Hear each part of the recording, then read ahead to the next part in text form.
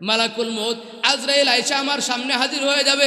ও স্বামী, আপনার কাছে আমার দরখাস্ত, আপনি কাল কিয়ামতের ময়দানে আমাকে আসামি করবেন না। যদি আমাকে আসামি করেন, আমার প্রতি যদি আপনি নারাজ থাকেন, অসন্তুষ্ট থাকেন, আপনি আমার প্রতি নারাজ থাকতে পারেন, কিন্তু আমার প্রতি যদি নারাজ থাকেন, ওই দিন আমার বাবা নারাজ, আমার বাবা কষ্ট পাবেন যে আমার মেয়ে, নবীর মেয়ে, তার স্বামী ওই তার স্ত্রীর প্রতি অসন্তুষ্ট, আমার বাবা লজ্জিত হবে।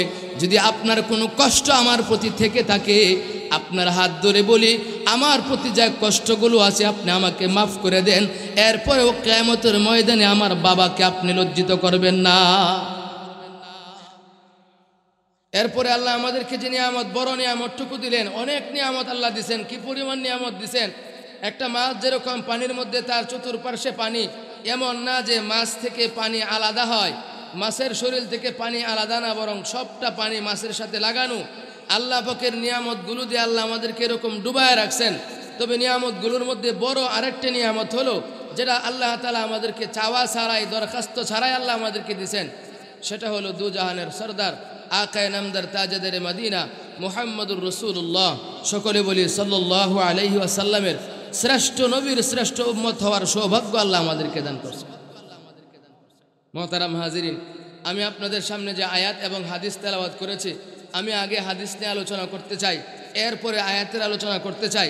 যতটুকু সময় আমি আপনাদের সামনে আলোচনা করব, আপনারা ধৈর্য সহকারে শুনবেন তো ইনশাআল্লাহ। তো আল্লাহ পাক রব্বুল আলামিন আমাদেরকে দুনিয়াতে পাঠাইছেন আশরাফুল মাখলুকাত, মানুষ হিসেবে, আবার ইমানদার হিসেবে আল্লাহ আমাদেরকে কবুল করছেন, আবার সর্বশ্রেষ্ঠ নবীর সর্বশ্রেষ্ঠ উম্মত আল্লাহ আমাদেরকে বানাইছেন। বলেন, আমাদের কিছু করণীয় আছে না নাই? আমাদের কিছু করণীয় আছে, আমাদের কিছু কাজ আছে, আমাদের কিছু সিস্টেম আছে। যেভাবে ইচ্ছে ভাবে চললে হবে না। ইমানদারের একটা তরিকা, একটা শিডিউল আছে।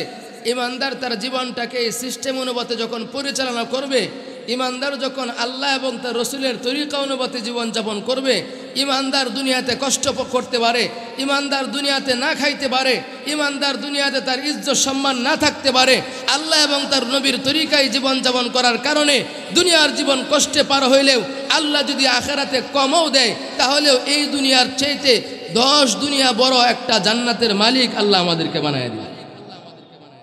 যদি এটা আল্লাহ তাআলা কম দেন। আল্লাহ নবীর পরিভাষায় সর্বনিম্ন জান্নাত, যেটা এই দুনিয়ার 10 দুনিয়া পরিমাণ, এটাকে আল্লাহ নবীর পরিভাষায় জান্নাতুল মাসাকিন বলা হয়। কি বলা হয়? জান্নাতুল মাসাকিন। জান্নাতুল মাসাকিন কেমনে? আল্লাহর হাবিব সাল্লাল্লাহু আলাইহি ওয়াসাল্লাম হাদিসের ভাষায়, লম্বা হাদিসের মাধ্যমে বুঝাইছেন জান্নাতুল মাসাকিন অর্থাৎ মিসকিনের জান্নাত কতটুকু বড় হবে। ফকিরকে আল্লাহ যদি ভিক্ষা স্বরূপ কোনো জান্নাত দেয়, ওই জান্নাতটাও কতটুকু বড় হবে। নবীজির ভাষায় নবীজি বুঝাইছেন লম্বা হাদিসের মাধ্যমে। বলেন, আমাদের কাছে যদি কোনো ভিক্ষুক আয়সা ভিক্ষা চায়, আমরা ফকিরকে ভিক্ষা দিলে কয় টাকা দেই? 2 টাকা, 5 টাকা, সর্বোচ্চ 10 টাকা। আল্লাহ যদি সর্বনিম্ন কোনো বান্দাকে দান করেন, সর্বনিম্ন ভিক্ষা হিসেবে যদি আল্লাহ তাআলা একটা মানুষকে জান্নাত দেন, এই জান্নাতটাও এই দুনিয়ার 10 দুনিয়া পরিমাণ হবে। আর যে ব্যক্তি আল্লাহকে রাজি খুশি করে দুনিয়া থেকে বিদায় হলো, তার জান্নাত কতটুকু বড় হবে। মুহতারাম হাজিরিন, এজন্য আমি যে হাদিস তেলাওয়াত করেছি, আল্লাহ পাক রব্বুল আলামিন দুনিয়াতে মানুষ 2 প্রকারের পাঠাইছেন। এক প্রকার হলো পুরুষ, আর এক প্রকার হলো মহিলা। নাকি আর বাহিরে আরো কেউ আছে? আরেক প্রকার আছে, এটাকে খুনসা বলা হয়, যেটাকে কি বলা হয়? হিজরা বলা হয়। কিন্তু হিজরারা হয়তো পুরুষের মধ্যে গণ্য না হয়, মহিলাদের মধ্যে গণ্য।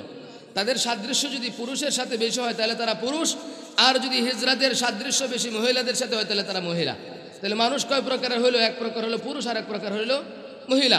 আমি যে হাদিসটুকু তেলাওয়াত করেছি, এই হাদিসের মধ্যে আল্লাহ রাসূল সাল্লাল্লাহু আলাইহি ওয়াসাল্লাম মহিলাদের কিছু কৃষ্টি কালচার, মহিলাদের কিছু আচার আচরণের কথা তুলে ধরেছেন।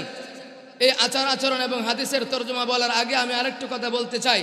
সেটা হলো, আল্লাহ পাক রব্বুল আলামিন যখন আমাদের নবীকে কালিমার দাওয়াত দেওয়ার নির্দেশ দিলেন, বললেন, ইয়া রাসূল, আপনি আপনার উম্মতের মধ্যে কালিমার দাওয়াত দেন, আপনি আপনার উম্মতকে এক আল্লাহর দিকে ডাকেন, আপনি আপনার উম্মতকে এক আল্লাহর দিকে দাওয়াত দেন। তখন নবীজি কাকে দাওয়াত দিবেন? সর্বপ্রথম যাকে দাওয়াত দিলেন এবং সর্বপ্রথম যিনি কালিমা পড়ে মুসলমান হলেন, তিনি হলেন একজন মহিলা, আম্মাজান খাদিজাতুল কুবরা রাদিয়াল্লাহু আনহা। বলেন সুবহানাল্লাহ। সর্বপ্রথম মুসলমান কে?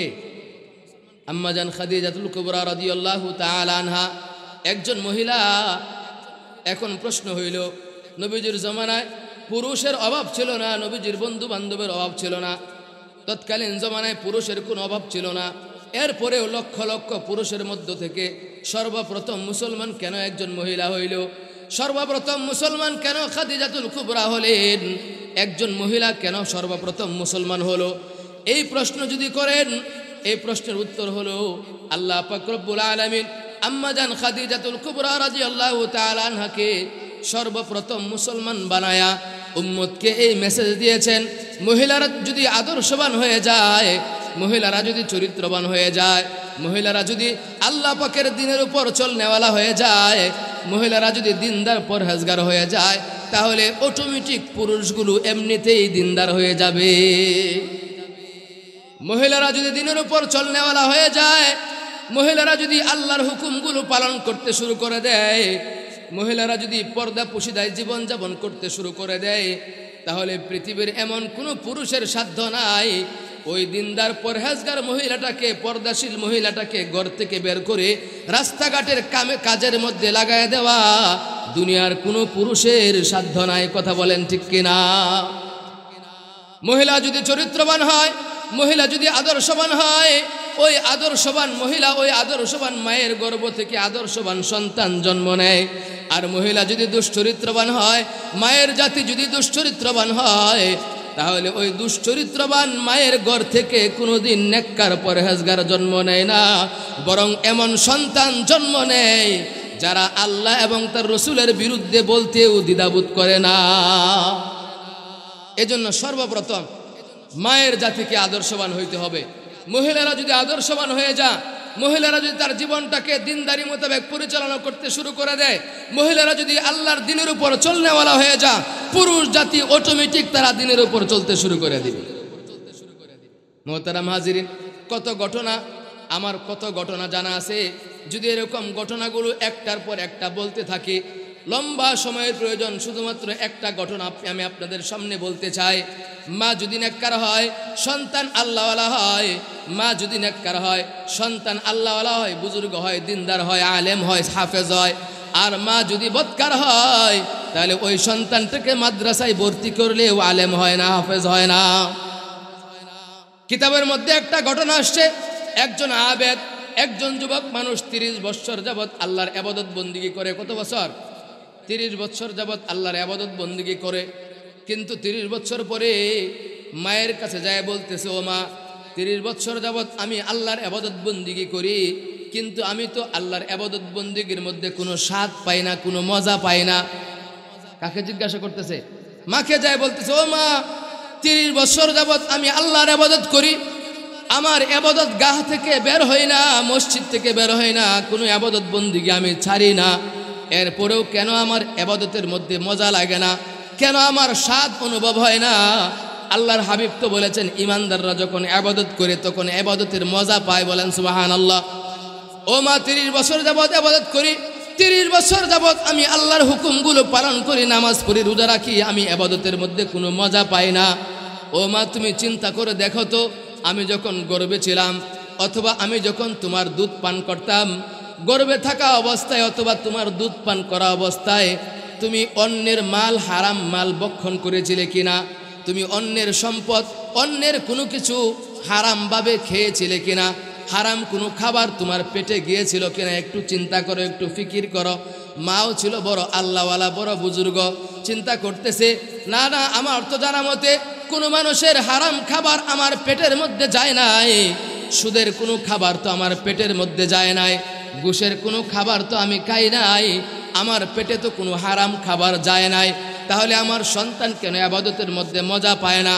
তালাশ করতে করতে করতে করতে পিছনের জীবনের দিকে তাকাইতে তাকাইতে একটু চিন্তা করে দেখে স্মরণ হয়েছে, এত বছর আগে, আজ থেকে 40-45 বছর আগে আমার সন্তান যখন আমার গর্ভে ছিল, তখন আমি আমার বাসুরের ঘরের ছাদের উপর গিয়েছিলাম।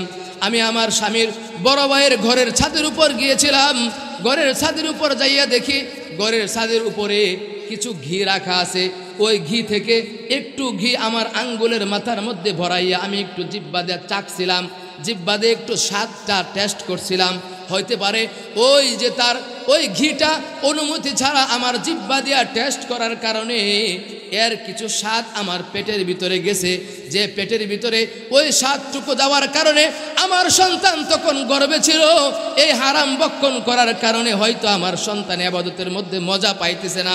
আজকে তো আমরা হারাম খাইতে খাইতে নিজের পেটটাকে ভরে ফেলছি, হারাম খাইতে খাইতে পরিবারটাকে হারাম বানায় ফেলছি, হারাম খাইতে খাইতে নিজের পরিবারটাকে ধ্বংস করে দিছি।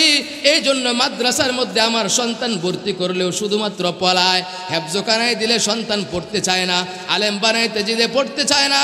শেষ পর্যন্ত দেখা যায় মাদ্রাসায় পড়ানোর পরে ওই সন্তানটা এমন বদকার হয়, এমন বদকার হয়, স্কুলে পড়লে ওই সন্তানটা যেমন নষ্ট হয়, মাদ্রাসায় পড়ার পরে ওই সন্তানটা তার চেয়ে বড় নষ্ট হয়ে যায়। এজন্য দায়ী বাপমা। বাপমা হালাল খায় না, নিজের সন্তানকে হালাল খাওয়ায় না, যার কারণে নিজেও নষ্ট, নিজের সন্তানও নষ্ট। মা চিন্তা করতেছে হতে পারে আমি ওই যে হারাম খেয়েছিলাম, সামান্য একটি ঘি আমার জবানের মধ্যে চাকছিলাম, এই জন্য হয়তো আমার ছেলের সন্তানের ইবাদতের মধ্যে মজা নাই। সন্তানকে বলতেছে, ও বাবা, আমি আমার জীবনে তালাশ করে দেখলাম হারাম বলতে আমি কোনো কিছু খাই নাই, তবে আমার মনে হয়েছে তোমার জ্যাঠা, তোমার চাচা তার ঘরের ছাদের উপরে একটু ঘি রাখছিল, ওই ঘি থেকে আমি একদিন একটু আঙ্গুল বড়াইয়া আমার জিহ্বার মধ্যে দিয়ে একটু চাকছিলাম, হতে পারে এই কারণে তোমার ইবাদতের মধ্যে মজা নাই। তখন ওই সন্তান হিসাব করতেছে কত বছর আগে তার মা ওই ঘি খাইছিল, ওই হিসাব করে টাকা পয়সা হিসাব করে বের করছে। মনে করেন কথার কথা 10,000 টাকা হয়েছে, এত বছর পর্যন্ত ওই ঘি যদি বাজারে বিক্রি করত তাহলে তার 10,000 টাকা লাভ হইতো। সন্তান 10,000 টাকা দিয়া তার মাকে বলতেছে, মা যান আপনি আমার ওই জ্যাঠার কাছে, আমার ওই চাচার কাছে যায় বলেন, হয়তো সে তার ঘিয়ের মূল্য নিবে অথবা এটাকে মাফ করে দিবে। যদি আমার চাচা ওই আপনার ওই খাবারের দাবি যদি না ছাড়ে তাহলে আমি আর কোনোদিন ইবাদতের মধ্যে মজা পাবো না। আর যদি আল্লাহ আমাকে জিজ্ঞাসা করেন অথবা আপনাকে জিজ্ঞাসা করেন, ও মা, ও মহিলা, তোমাকে যদি আল্লাহ জিজ্ঞাসা করে কাল কিয়ামতের ময়দানে তুমি কেন হারাম ওই ঘিটাকে খেয়েছিলে, তখন আল্লাহর সামনে জবাব দেওয়ার মতো কিছু থাকবে না। হয়তো তার কাছ থেকে মাফ নিয়ে আসো অথবা মূল্য পরিশোধ করে আসো। যখন মা তার কাছে যায় বলতেছে, ভাই আজ থেকে এত বছর আগে তোমার ঘি থেকে একটু আঙ্গুলের মাথার মধ্যে ভরাইয়া আমি জিহ্বার মধ্যে টেস্ট করেছিলাম, যার কারণে 30 বছর পর্যন্ত আমার সন্তান ইবাদত বন্দিগি করে ইবাদতের মধ্যে কোনো মজা পায় না, হয়তো তুমি মূল্য নিয়ে নাও, দাবি ছেড়ে দাও। বলতেছে, বোন যাও যাও, এটার কোনো মূল্য লাগবে না, আমি এমনিতেই ওই ঘিয়ের দাবি ছেড়ে দিলাম। যখন এই দাবি ছেড়ে দিল, সন্তান ইবাদতের মধ্যে লেগে যায়। তিনি বলেন, আজকে দিনের পর থেকে আমি যখন ইবাদত করি আমার ইবাদতের মধ্যে এত মজা লাগে, এত মজা লাগে, 2 রাকাত নামাজ পড়লে মনে হয় এমন নামাজ আমি আর জিন্দেগিতে পড়ি নাই। কিন্তু আজকে আমার মা বোনেরা নিজের জবানকে, নিজের পেটকে, নিজের জিহ্বাকে একটু স্বাদ কন্ট্রোল না করতে পায়রা অন্যের গাছ থেকে ফল পায়রা, অন্যের গাছ থেকে তরকারি আইনা, অন্যের ঘর থেকে খাবার আইনা নিজে খায়, নিজের সন্তানকে খাওয়ায়, যার কারণে নিজে ইবাদত বন্দেগী করতে ভালো লাগে না, নিজের সন্তানরা ইবাদত বন্দেগী করতে ভালো লাগে না। এজন্য মায়ের জাতি যদি ভালো হয়ে যায়, মায়েরা যদি আদর্শবান হয়ে যায়, তাহলে তার স্বামী আদর্শবান হবে, তার বাবা আদর্শবান হবে, তার মা আদর্শবান হবে, তার সন্তানগুলো আদর্শবান হবে। যদি মায়ের জাতি আদর্শবান না হয় তাহলে ওই জাতিকে কোনোদিন আদর্শবান বানানো সম্ভব না। হযরত ফাতেমা রাদিয়াল্লাহু তাআলা আনহা, নবীজির কন্যা হযরত ফাতেমা রাদিয়াল্লাহু তাআলা আনহা নিজের জীবনটাকে এত সুন্দর করে সাজাইলেন। আল্লাহর হাবিব সাল্লাল্লাহু আলাইহি ওয়াসাল্লাম যখন বললেন, নিসাউন কাসিয়াতুন আরিয়াতুম মুমিলাতুম মাইলা রুউসুহুন্না কাসনিমাতিল বুখতি লা ইয়াদখুলনাল জান্নাতা ওয়া লা ইয়াজিদনা রিহাহা, নবীজি যখন হাদিস বর্ণনা করলেন এমন কিছু মহিলা হবে, এমন কিছু মহিলা দুনিয়াতে আসবে যারা জান্নাত পাবে তো দূরের কথা, জান্নাতের গ্রানটুকু পাবে না। ওই সকল মহিলারা কারা? নবীজি বলতেছেন, নিসাউন কাসিয়াতুন, এমন কিছু পোশাক পরিহিতা মহিলার দুনিয়াতে আবির্ভাব হবে, যারা পোশাক পরবে ঠিক, যাদের শরীরের মধ্যে পোশাক থাকবে ঠিক, কিন্তু পোশাক থাকার পরে এদেরকে উলঙ্গ দেখা যাবে। নিসাউন কাসিয়াতুন আরিয়াতুম মুমিলাতুম মাইলা, পোশাক পরবে কিন্তু এদেরকে উলঙ্গের মতো দেখা যাবে। কেমনে উলঙ্গ দেখা যাবে? মহিলাদেরকে আল্লাহ তাআলা ভিন্ন কিছু অঙ্গ প্রত্যঙ্গ দিয়েছেন যেগুলো পুরুষ থেকে আলাদা। মহিলারা যদি ঢেলাঢালা পোশাক পরে ওই অঙ্গগুলো অন্যের নজরের মধ্যে পড়ে না। আর মহিলারা যখন টাইট পোশাক পরে রাস্তার মধ্যে বের হয় তখন ওই মহিলারা পুরুষদেরকে তার দিকে আকৃষ্ট করে আর তারাও ওই পুরুষগুলোর দিকে আকৃষ্ট হয়। যখন তারা ওই পুরুষগুলোকে আকৃষ্ট করে আর তারাও পুরুষগুলোর দিকে যখন আকৃষ্ট হয় তখন ওই পুরুষগুলো সর্বপ্রথম জিনাহের গুনাহে লিপ্ত হয়, চোখের জিনাহের মধ্যে লিপ্ত হয়। চোখের গুনাহ করতে করতে অন্তরের জিনাহে লিপ্ত হয়, অন্তরের গুনাহ করতে করতে আস্তে আস্তে ওই মেয়েটার পিছনে ধাওয়া করে, মেয়েটার পিছনে পিছনে চলতে করে মনের মধ্যে কুমন্ত্রণা সৃষ্টি হয়, সন্তান আয়সা ধোঁকা দেয়, তখন চোখের জিনা থেকে সরাসরি জিনাহের কাজের মধ্যে লিপ্ত হয়ে যায়। আর যদি মহিলাটা ঢিলাঢালা পোশাক পরে পর্দা পুশিদার সাথে যদি রাস্তাঘাটে বের হইতো তাহলে কোনো পুরুষ তাকে দেখে আকৃষ্ট হইতো না আর জিনাহের কাজে লিপ্ত হইতো না। কথা বলেন ঠিক কিনা? কিন্তু বর্তমান শুধুমাত্র মহিলাদেরকে দোষ দিয়ে লাভ নাই। এখন এক সময় তো দেখা যেত টাইট পিট পোশাক পরে বের হইলে আগে রাস্তার মধ্যে ইফটিজিং করতো যুবকেরা, এখন বুকরা পরে বের হইলে ইফটিজিং করে। চরিত্র শুধু তারার নষ্ট হয়েছে না, আমরারও নষ্ট। বুকরা পরে যা, আমার নিজ কানে শোনা, বুকরা পরে যাইতেছে মাদ্রাসায়, তখন এক যুবক মাদ্রাসার ছাত্রী না কোন ছাত্রী বলতে পারি না, মাদ্রাসা হওয়ার বরকতে আলহামদুলিল্লাহ দেখা যায় স্কুল কলেজের ছাত্রীরা অনেক এমন হয়ে গেছে তারা হাত মোজা পা মোজা পরে বুকরা পরে মাদ্রাসার ছাত্রীর মতো স্কুল কলেজে যায়। কথা বলেন ঠিক কিনা? যখন বুকরা পরে হাত মোজা পা মোজা লাগায় রাস্তায় যাইতেছে তখন এক যুবক করতেছে, আপু আপনার চেহারাটা একটু খুলেন। কেন? যা আপনার চেহারাটা একটু চিনে রাখি যাতে করে জান্নাতে গিয়ে আপনার পরিচয়টা আমি পাই, আপনাকে যেন চিনতে পারি। বলুন কত বড় জান্নাতি, দুনিয়াতে চেহারাটা দেখে রাখতে চায়, জান্নাতে গিয়ে যাতে চিনতে পারে। এই খবিশে আল্লাহ জান্নাত দিব এই গ্যারান্টিকে দিছে। মোহতারাম হাজিরিন, এর জন্য বলতেছিলাম মহিলারা যখন আদর্শবান হবে, চরিত্রবান হবে, নিজের দেহটাকে যখন ভিন্ন পুরুষ থেকে হেফাজত করবে, নিজের দেহটাকে যখন ভিন্ন পুরুষ থেকে হেফাজত করবে, ওই আদর্শবান মায়ের গর্ভ থেকে আদর্শবান সন্তান দুনিয়াতে জন্ম নেবে। বলতেছিলাম হযরতে ফাতিমাতুজ জাহরা রাদিয়াল্লাহু তাআলা আনহা নবী কন্যা, তিনি যখন ইন্তেকাল করলেন, ইন্তেকালের আগ মুহূর্তে রমজান মাসে তিনি ইন্তেকাল করেছেন। ইন্তেকালের আগ মুহূর্তে শরীরের মধ্যে প্রচণ্ড জ্বর। রাত্রেবেলায় স্বামীর সাথে যখন ঘুমাইছেন বলতেছে আমার শরীরের মধ্যে প্রচণ্ড জ্বর, হতে পারে আমি আর দুনিয়াতে থাকবো না। যখন সেহরি খাইলেন, উভয়জন একসাথে সেহরি খাইলেন, সেহরি খাওয়ার পরে একটু ঘুমাইলেন, ঘুমের মধ্যে স্বপ্ন দেখতেছেন। নবীজি বলতেছে, ও ফাতেমা তুমি তো সেহরি খায়া ঘুমাইছো, ইফতারটা আমি নবীর সাথে তোমার বাবার সাথে জান্নাতে একসাথে হবে। এখন বলেন নবীজি দুনিয়া থেকে বিদায় হয়ে গেছেন আর ফাতেমা রাদিয়াল্লাহু তাআলা আনহাকে বলতেছেন তুমি সেহরি করছো দুনিয়াতে আর তোমার সাথে আমার জান্নাতে একসাথে ইফতার হবে। বলেন এটা কি তিনি জীবিত থাকবেন না মারা যাবেন? এই ইঙ্গিত দিছে। জীবিত থাকবেন নাকি মারা যাবেন? কোন ইঙ্গিত দিছে? ইঙ্গিত দিছে কি আয়েশা, ফাতেমা তুমি এখন দুনিয়াতে আসো, সেহরি করছো দুনিয়াতে, ইফতার কিন্তু আর দুনিয়াতে করতে পারবা না, ইফতারটা আমি নবীদের সাথে জান্নাতে হবে। আর জান্নাত কি দুনিয়াতে? বলতেছে ও ফাতেমা সেহরি করছো ঠিক, কিন্তু ইফতার তোমার বাবা, আমি পয়গম্বরের সাথে তোমার ইফতার হবে। ওই ফাতেমা রাদিয়াল্লাহু তাআলা আনহা বুঝে ফেলছেন আমি হয়তো আজকের দিনটা আর পার হবে না। যখন আলী রাদিয়াল্লাহু তাআলা আনহু মসজিদে নবীজির মসজিদে ফজরের নামাজ পড়ার জন্য চলে গেলেন, ফজরের নামাজ পড়ে এসে দেখলেন ফাতেমা রাদিয়াল্লাহু তাআলা আনহা ঘরের মধ্যে নাই। ভাবতেছেন ফাতেমা কোথায় গেল? প্রতিদিন ফাতেমা রাদিয়াল্লাহু তাআলা আনহার অভ্যাস হলো ফজরের নামাজ পড়ে তিনি আর মুসল্লা থেকে উঠতেন না, জায় নামাজ থেকে উঠতেন না, বরং এশরাক পড়ে ফজরের নামাজ পড়ে জায় নামাজের মধ্যে বসে তিনি তাসবিহ তাহলিল পড়তেন, জিকির করতেন, কোরআনে কারিমের তেলাওয়াত করতেন। তেলাওয়াত করতে করতে যখন এশরাকের সময় হইতো এশরাকের নামাজ পড়ে এরপরে তিনি জায় নামাজ ছাড়তেন। কিন্তু আমাদের মা বোনদেরকে দেখা যায় কোরআন পড়বে তো দূরের কথা, তাসবিহ পড়বে তো দূরের কথা, এশরাক পড়বে তো দূরের কথা, ফজরের নামাজেরও খবর নাই। বরং এমন সময় ঘুম থেকে উঠে ফজরও কাজা, এশরাকও কাজা, সকাল 8টার সময় ব্রাশ নিয়ে গসতে গসতে ঘর থেকে বের হয়। এজন্যই তো জাতি আজকে ধ্বংসের দিকে, সন্তান আজকে ধ্বংসের দিকে।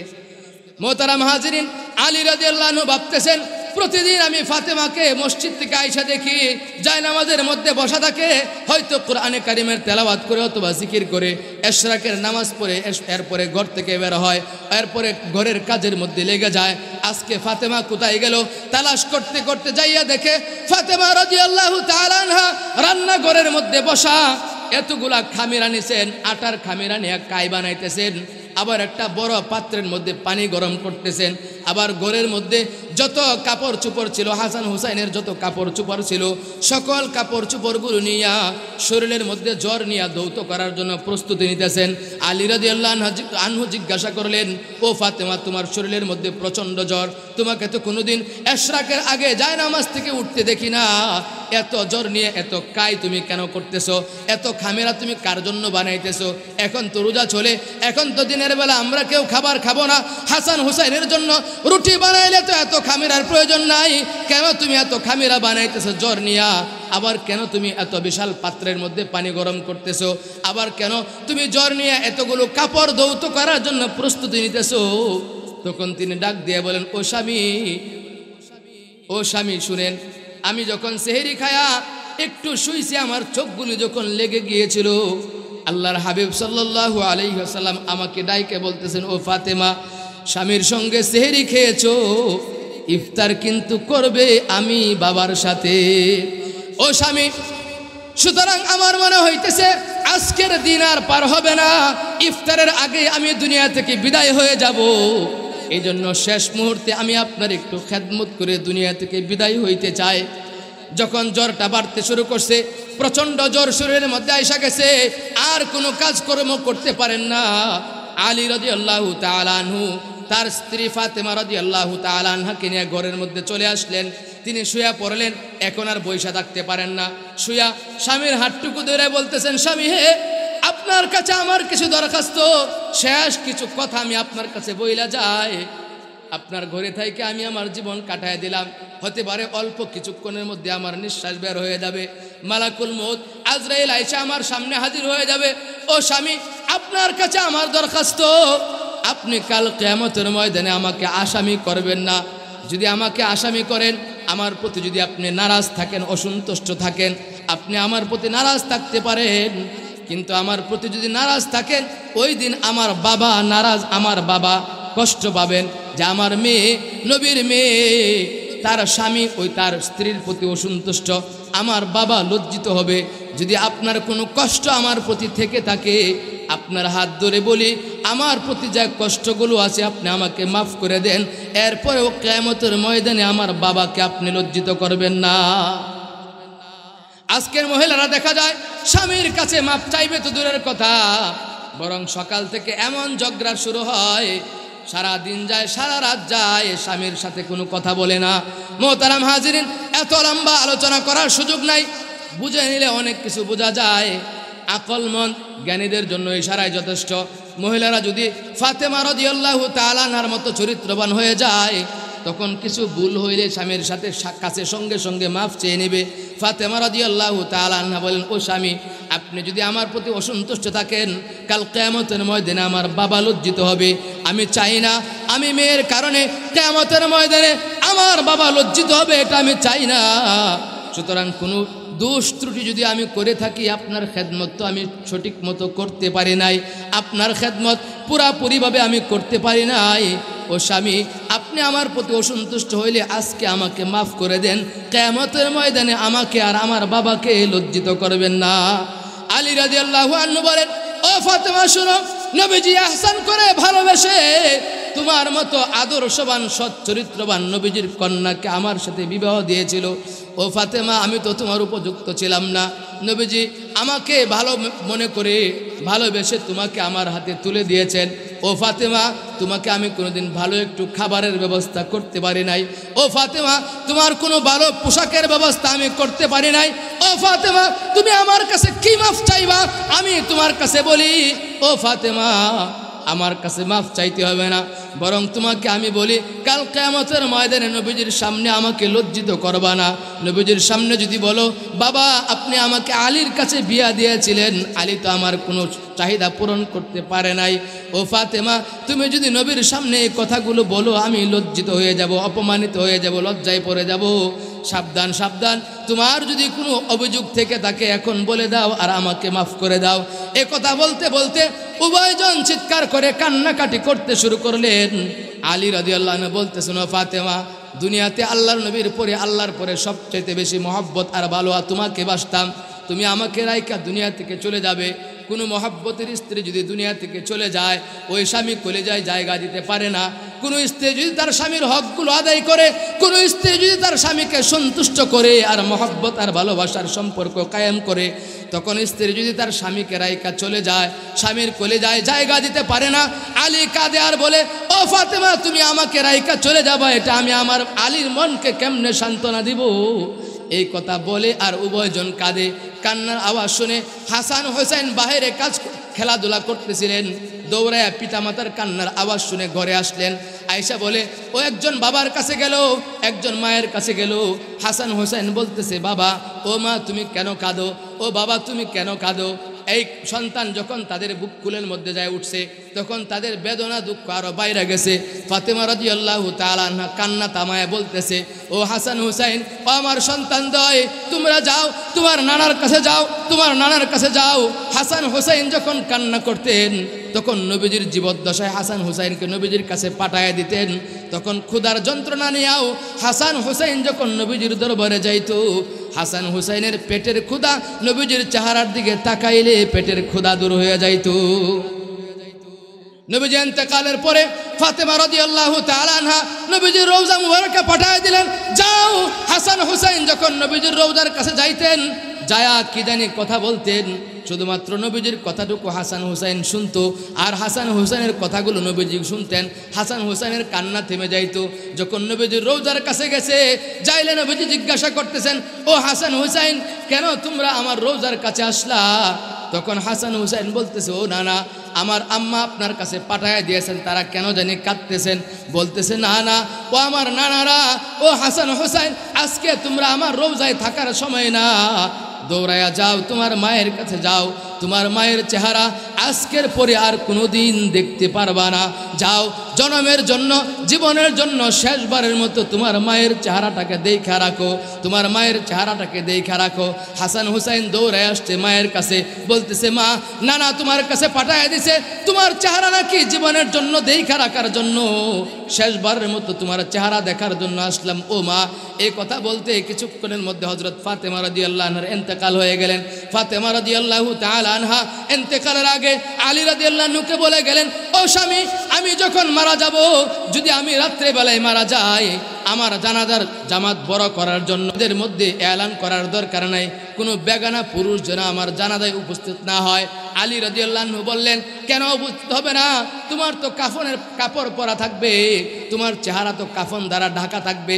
কিন্তু দেখেন ফাতেমা রাদিয়াল্লাহু আনহা কি বলে, বলে, না ও স্বামী, আমি নবীর কন্যা, আর আমার চেহারাটা যদিও, আমার শরীরটা যদিও কাফনের কাপড় দ্বারা মোড়ানো থাকবে, এরপরও আমি চাই না একজন বেগানা পুরুষ যদি আয়েশা দেখে আমি ফাতেমা কতটুকু লম্বা ছিলাম, আমি ফাতেমা কতটুকু খাটো ছিলাম, আমি মোটা ছিলাম না হালকা ছিলাম, এইটা দেখবে। এটাও আমি ফাতেমা নবীর কন্যা হয়ে বরদাস্ত হয় না। নবীর কন্যা কাফনের কাপড় দ্বারা শরীর মোড়ানো, এরপরেও কতটুকু লম্বা কতটুকু খাটো, এইটা মানুষকে দেখাইতে চায় না। কিন্তু আজকে আমার মা বোনদের কি হয়ে গেল, নিজের শরীরটা পোশাক পরে উলঙ্গের মতো রাস্তা দিয়ে হাঁটে আর বাজারে ঘুরে, কথা বলেন ঠিক কিনা? ফাতেমা রাদিয়াল্লাহু আনহা বলেন, ও স্বামী, আমার চেহারাটা, আমার শরীরটা একজন মানুষ আয়েশা দেখবে যে ফাতেমা তো এতটুকু লম্বা ছিল, ফাতেমা তো এতটুকু খাটো ছিল, ফাতেমা এই পরিমাণ মোটা অথবা এই পরিমাণ হালকা ছিল, এটাও আমি নবীর কন্যা ফাতেমা বরদাস্ত করব না। সুতরাং কাউকে সংবাদ দেওয়ার দরকার নাই। রাত্রেবেলায় যখন ফাতেমা রাদিয়াল্লাহু আনহা ইন্তেকাল করলেন, স্বামী নিজের হাতে গোসল করাইয়া কাফন পরাইয়া, এখন খাটিয়া লওয়ার জন্য তো আরেকজন লোক দরকার। একজন যদি খাটিয়ার একদিক থেকে দুইটা হাতার মধ্যে ধরে, সামনের দিক থেকে তো আরেকজন দরকার, অথবা সামনের দিকে ধরলে পিছন দিকে দরকার। এখন আলী ভাবতেছেন, এখন কে ধরবে? আমার স্ত্রীর ওসিয়ত হলো কেউ যেন না আসে, এখন আমার স্ত্রীর লাশটাকে কে বহন করবে, কাকে নিয়ে আমি কবরে নামাবো, কাকে নিয়ে আমি কবরে যাব। সঙ্গে সঙ্গে কিছুক্ষণের মধ্যে দেখেন আবু যর গিফারি রাদিয়াল্লাহু তাআলা আনহু আলী রাদিয়াল্লাহু আনহুর বাড়িতে হাজির হয়ে গেছে। বলতেছে, ও ভাই, ও আবু যর, তুমি কার কাছ থেকে খবর শুনলা? আমি তো মদিনার কাউকে জানাই নাই, আমার স্ত্রী ফাতেমা মারা গেছে, আমি তো মদিনার কাউকে জানাই নাই। তুমি কার কাছ থেকে খবর পাইলা, কার কাছ থেকে সংবাদ পাই তুমি জানাজায় আসলা, ফাতেমার দাফনের মধ্যে শরীক হওয়ার জন্য আসলা? আবু যর গিফারি বলে, ও ভাই আলী শুনো, আমি প্রতিদিনের মতো এশার নামাজ পড়ে খাবার দাবার খেয়ে ঘুমিয়ে পড়েছিলাম, শুয়ে পড়েছিলাম। হঠাৎ আমি স্বপ্ন দেখি দুজাহানের সরদার আকায়ে নামদার তাজদারে মদিনা মুহাম্মদুর রাসূলুল্লাহ সাল্লাল্লাহু আলাইহি ওয়াসাল্লাম আমার ঘরে আসতেন। বলেন আল্লাহু আকবার। আমার ঘরে আসছেন, আয়েশা বলতেছেন, ও আবু যর, তুমি ঘুমাইতেছো, ওই দিক থেকে আমার মেয়ে ইন্তেকাল করেছেন। আলী আমার মেয়ের লাশটা কেমনে নিয়ে কবরে যাবে, কেমনে একা একা খাটিয়া বহন করে কবরে রাখবে? যাও যাও, আমার মেয়ের লাশটাকে আলীর সাথে বহন করে কবরে একটু রাখার ব্যবস্থা করে আসো। ও আলী, নবীজি ওই সংবাদ আমাকে দেওয়ার কারণে আমি তোমার কাছে আসছি, আমি তো এমনি আসি নাই। নবীজি আমাকে দাওয়াত করেছেন, নবীজি আমাকে বলছেন, এজন্য তোমার কাছে আসছি, এজন্য তোমার কাছে আসছি। এই জন্য আলী এবং ফাতেমার, আলী এবং আবু যর গিফারি রাদিয়াল্লাহু তাআলা আনহু যখন ফাতেমা রাদিয়াল্লাহু তাআলা আনহাকে নিয়ে কবরে গেলেন, আবু যর বলতেছেন, ও কবর, তুমি জানোনি আজকে তোমার মধ্যে এমন একজন মানুষকে রাখা হইতেছে, এমন একজন মানুষকে তোমার ভিতরে রাখা হইতেছে যিনি দুজাহানের সরদার আকায়ে নামদার তাজদারে মদিনা মুহাম্মদুর রাসূলুল্লাহর কন্যা জান্নাতের সরদারিনী ফাতেমা, হাসান হুসাইনের মা ফাতেমাকে তোমার কাছে রাখা হইতেছে। সাবধান সাবধান, ফাতেমার সাথে তুমি বেয়াদবি করবা না, ফাতেমার সাথে তুমি বেয়াদবি করবা না। সঙ্গে সঙ্গে কবর থেকে জবাব আসতেছে, ও আবু যর শুনো, আনা বাইতুল ওয়াহদা, আনা বাইতুল ওয়াহশা, আনা বাইতুদ দুদ। আমি ফাতেমা চিনি না, আমি নবীর কন্যা চিনি না, আমি হাসান হুসাইনের মাকে চিনি না, আমি একা একা ঘর, আমি পোকামাকড়ের ঘর, আমি সাপ বিচ্ছুর ঘর। আমার কাছে যে আসবে নেক আমল আর ঈমান নিয়ে যদি আসে, তার সাথে আমার ব্যবহার ভালো হবে, তার সাথে আমার ব্যবহার ভালো হবে। আর যদি নেক আমল আমার কাছে নিয়ে আসতে না পারে, সে যদি নবীর কন্যাও হয়, আমার কাছ থেকে এক ফুল পরিমাণ ছাড় পাবে না। মোহতারাম হাজিরিন, এই কবরে আমাদের সকলকে যাইতে হবে কি হবে না? এজন্য মা বোনদেরকে শুধু আমল করতে হবে না, আমাদেরকে আমল করার দরকার। আল্লাহ তাআলা আমাদের সকলকে কবরের সামান তৈয়ার করে দুনিয়া থেকে বিদায় হওয়ার তৌফিক দান করেন। সকলে বলে আমিন। ওয়া আখিরু দাওয়ানা আলহামদুলিল্লাহি রাব্বিল আলামিন। আসসালামু আলাইকুম ওয়া রাহমাতুল্লাহি ওয়া বারাকাতুহু।